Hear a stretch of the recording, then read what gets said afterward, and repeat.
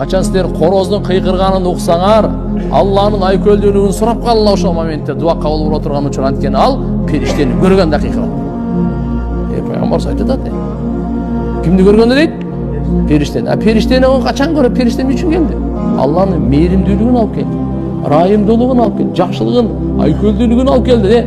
Ошо момент, ушундай момент болот. Сурап кал. Бардык жакшылыкты сурап кал. Айтып атат мындан деден, угуп алыңыз.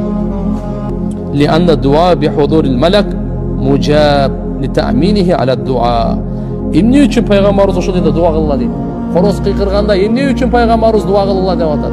Алланын айкөлдүүлүгүнөн сурагыла, ырыскысын сурагыла, жакшылык бактысын сурагыла, я Алла, ыраазычылыгын бейишин сура, бардык айкөлдүүлүгүнүн ичинде. Эмне үчүн дуа кылгыла деп атат? Анткени дейт, дуа кылуу периштелер келген учурда кабыл болот. Анткени дуага периштелер амин деп коштоп турат.